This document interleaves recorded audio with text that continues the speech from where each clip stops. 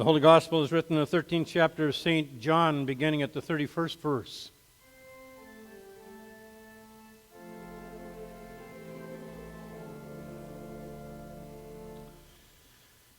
When he had gone out, Jesus said, "Now the Son of Man has been glorified, and God has been glorified in him.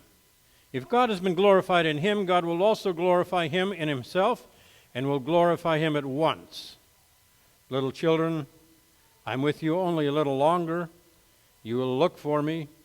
And as I said to the Jews, so now I say to you, where I am going, you cannot come. But I give you this new commandment, that you love one another. Just as I have loved you, you should also love one another. By this, everyone will know that you are my disciples, if you have love for one another." Here ends the gospel for the day.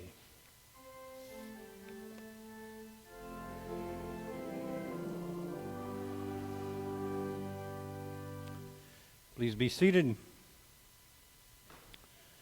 I think it was the second week of my internship in the federal prison that I came to the prison in the morning at 7:30, and I knew that there's something that was wrong.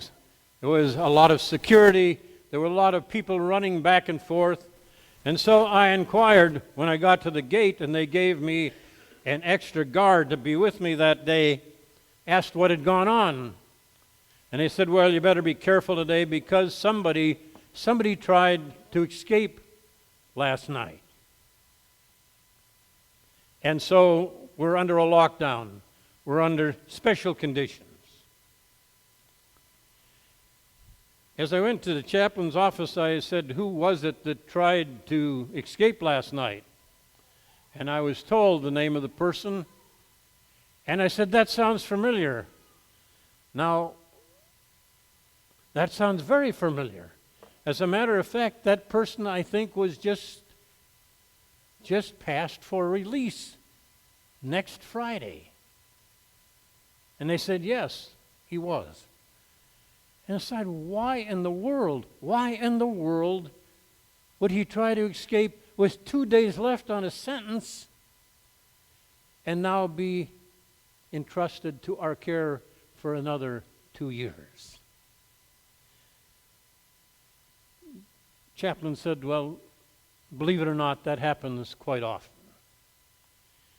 If you've been here a while and you have the security of the prison, you're knowing you're going to get fed well, you know you're going to have a job that you go to in a time when you stop, you have the privacy of your own cell, that big world out there looks pretty threatening." It was the first introduction I've had to the knowledge that sometimes we are willing to take the bad, even if the new looks extremely good and rewarding to everybody else. I've been in several situations where I've seen women in a marriage situation who were beaten physically and mentally and psychologically. And they decide to leave the relationship, and then they come back. And I said, why? There's a new life out there. You can get away from the stress and the beatings and the psychological misuse. And they say, but the uncertainty of that outside is even worse to contemplate. We don't like change, do we? We don't like change because it's threatening. Even if a new world seems to offer some value, we would rather cling on to the past. Wonderful passage from Revelation this morning. John writes, "I heard a loud voice from the throne saying, 'See, the home of God is among mortals. He will dwell with them. They will be his people, and God himself will be with them.'" He's talking about you and me. "He will wipe away tears from their eyes. Death will be no more. Mourning and crying and pain shall be no more. For the first things have passed away. And the one who is seated on the throne said, "See, I am making all things new." That sounds so inviting, and yet we tremble at the thought of death. We have the possibility in our life to make all kinds of things happen, and we shrink for them, take a lesser road, because the other road looks so threatening, so unfamiliar. Don't want to take the chance. God said, "I will make all things new." And there were three things that I would pray that He would make new for you this Sunday. And as you leave the church and you go home, think of some ideas of your own, of things that you need to make new in your life. The first thing that I would ask God to make new in your life is a new confidence, and who you are as God's creature. We start each service with that statement, "This is a day the Lord hath made." This is God's day. And if we believe that that is God's day, and every day is God's day, when we wake up in the morning, we should look for all kinds of new possibilities for new growth in love and understanding and the perpetuation of God's grace. The athletes have a phrase for when somebody is what they say on. It's called "in the zone." And you'll see it with Steve Curry a lot. He just never seems to miss on some days. No matter where he stands in a particular spot, in that three-point zone, he makes them all the time in a particular game. He's in the zone. You've seen golfers in the zone when they can't make a mistake. That builds confidence. When you have confidence, you can be in the zone. And when we lose confidence, we start to fall away from our purpose, our goals, our interests. Remember Moses leading the people to the promised land? Took them out of slavery. And he gets to a certain point, they get out of the zone. They've lost their purpose, they've lost their confidence. We're out here sometimes starving. We don't know if we're going to be attacked.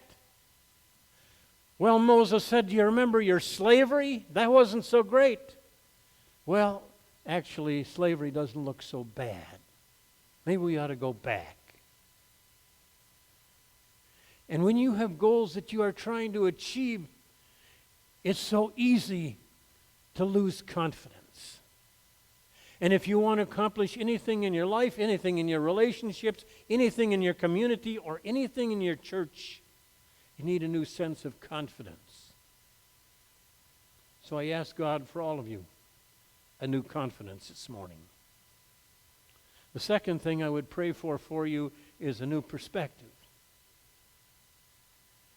There's nothing better than stepping back from what you're doing, from the busyness of life, of doing a lot of mundane tasks, and looking at your life and finding out where you are and where you would like to be, where you would like to go. Take a look at yourself, where you are. I've used this illustration a lot. When I was a child, Carnation Milk Company had a slogan.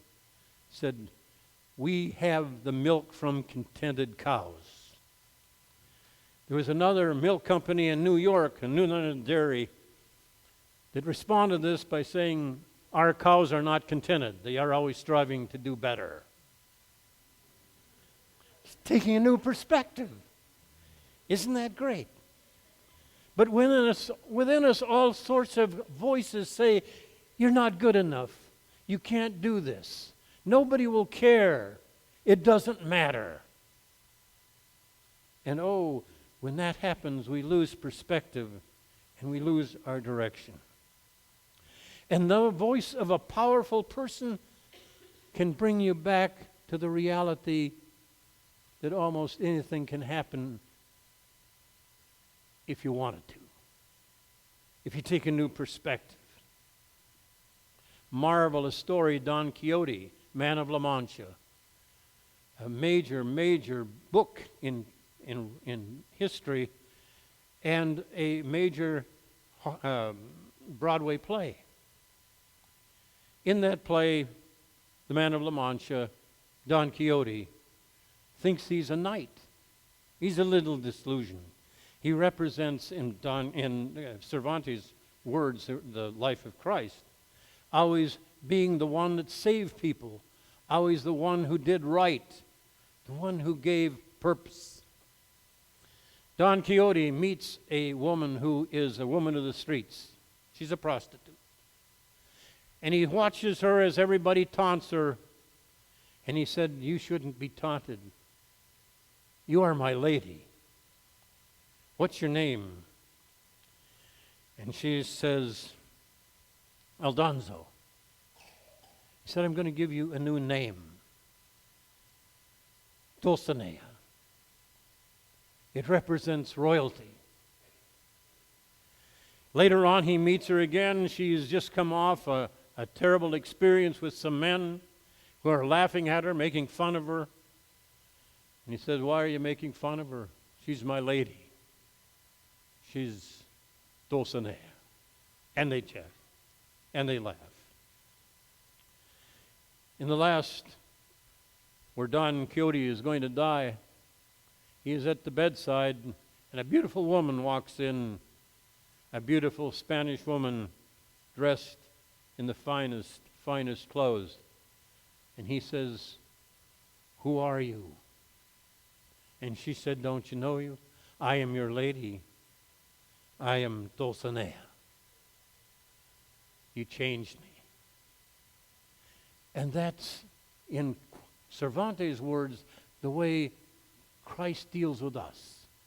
He looks at us in a state that we find ourselves in and changes us and gives us a new name as one of God's children. The third thing I would ask God to give you today, is a new dream. To a large degree, we're governed by our dreams, but what we hope to accomplish. You know that every great dream, every great event, and every movement began with some kind of a dream? I'm a student of speeches, and I just marvel at one person's speech, how big a difference it made in world history.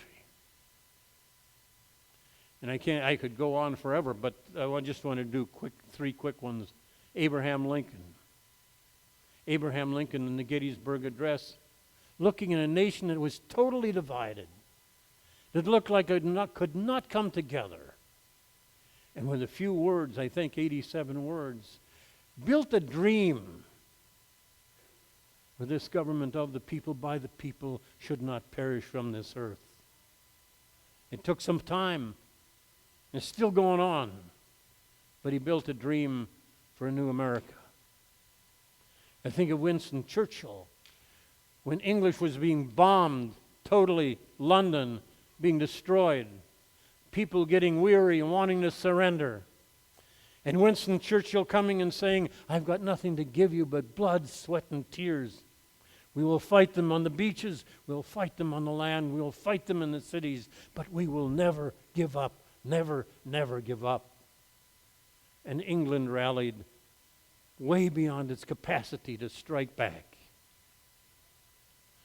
And I know some of you will disagree with this, but one of the greatest speeches I've ever heard is "I Have a Dream" by Martin Luther King Jr.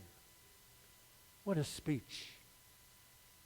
In the midst of one of the greatest turmoils since the Civil War and the possibility of an uprising of one race against another. That "I Have a Dream" speech in the Capitol the day before he was assassinated. He made some great, great statements about joining together. And he said, I have a dream that someday my daughters will be judged not on the basis of the color of their skin, but on the content of their character, something that every one of us would wish. And then he said, I have a dream when Jew and Gentile, when Protestant, Catholic, when white and black will walk together and sing together that old spiritual, we're free, we're free. Thank God we're free at last. I have a dream. I have a dream that you will think anew. That you listen to the words of Revelation, that God is building new things for you. And I hope that He gives you today a new confidence, a new perspective, and a new dream. Amen.